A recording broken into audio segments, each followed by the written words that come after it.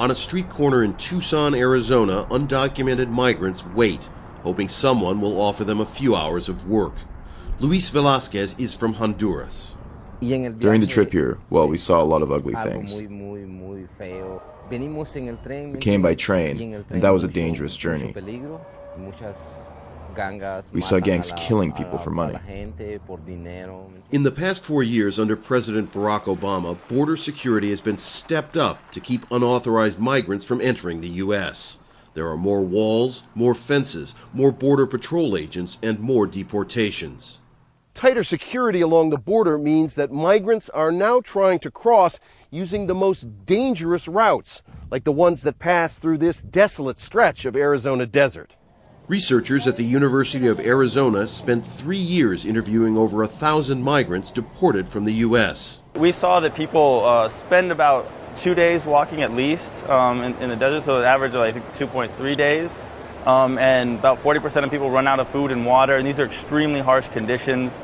These are some of the most brutal deserts in the world. Last year alone, just in southern Arizona, they found 171 migrants who had passed away. The number of migrants known to have died crossing the border rose by 27% last year to 477 persons. Despite all the risks, researchers found 61% of migrants who had been deported were determined to enter the U.S. illegally once again. The most common reason? They consider the U.S. their home. More than half had at least one family member who was a U.S. citizen. Nearly a quarter had children under 18 who were born in the U.S. The researchers also found stricter border enforcement has had the effect of encouraging people who manage to get into the U.S. to stay there for good. It used to be the case that migration was very cyclical, right? People would come to work in the fields and they would come for the season and then they would go home. Because it's become difficult to cross, people prefer to stay here rather than do this multiple times, which is what a lot of people used to want. Back on the street corner, 45-year-old Antonio Gonzalez says he's been deported twice, but he keeps returning.